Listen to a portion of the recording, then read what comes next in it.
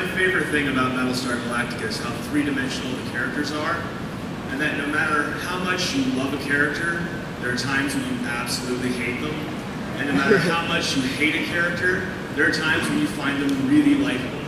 And so when do you hate the Chief? When could you possibly hate the Chief?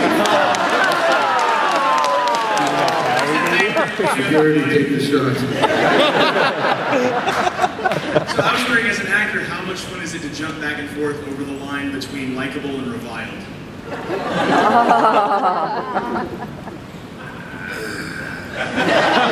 comment. No, actually, one of the things I thought was interesting about the show, and one of the things I wanted to bring to this thing, was genuinely not to be likable. Because I see that all the time on television. People are just like, hey, you like me? And I got a great smile. Like, no, that's like, excuse me, BS. And I think that that's, yeah, BSG. One of the things I always said about the show, and the thing I thought about it, was like, it's the end of the world, and if you can possibly do your neighbour a disservice, you will, because we're that petty. And I love the idea of people.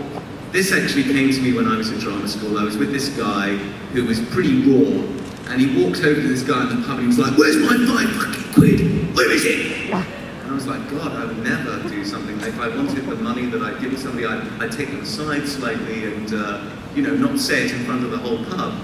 And then I realized that that's what he did is like really real, because he doesn't care. It's not about for the camera. It's not about, hey, where's my £5? It's real. He wants it. It's important. It's, you get your fingers dirty and it's gritty. So on that level, I think it's. I think we've all tried to do that kind of thing. It's kind of a bit more fun to be. Somebody came up to me yesterday and they said, everybody was so unlikable. Why was I watching it? It's actually, that's kind of one of the reasons why I became glue on this series, because everybody seems so human. And then you can, when you despise somebody, you find things in them that you do admire, makes you think more of them.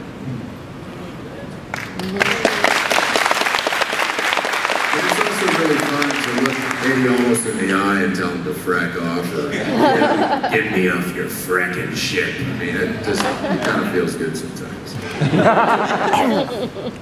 I would always say, it seems to me that when we tell the truth, we piss people off, you know. So we spend a lot of time kind of pretending to say and believe things we don't believe, trying to fit in, trying to be appropriate, trying to be all those things, and somehow, some way, it kind of translated itself into TV. But you know, we have a character, a real character, who really is real and really just basically deals with life in a real gutsy, up front and center way. That's a character you're going to hate, and that's a character that you're going to love, but that's a character that's going to move you, touch you, shake you up, and be a character worth paying whatever amount of money you're going to pay to go to the movie theater. So for me, those are the characters we love to play, and thank God Battlestar created a whole bevy of wonderful, complex, enigmatic, conflicted characters. So.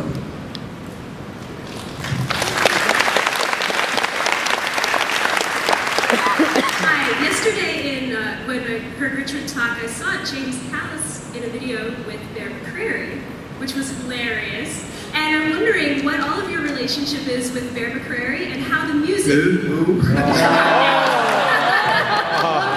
on now, he's great. How does the music influence your performance on the show, and what's your relationship with developing the music? I have nothing to do with the music. And I don't think about the music when I'm doing the show. I like Michael Reimer's decision to, when they were in the miniseries, he said, when we're out of space, I don't want anything. It's a vacuum, there should be no sound.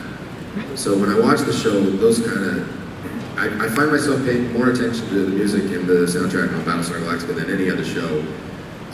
Particularly at the end of Flight of the Phoenix. I'm Scottish, and when the bagpipes come up, and you know, the Celtic flutes and all that kind of stuff, I cannot help but start crying. And then, yeah, I love that stuff.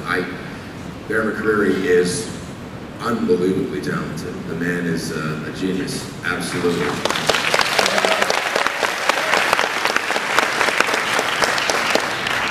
But he lives in a little room and just creates. We don't let him out.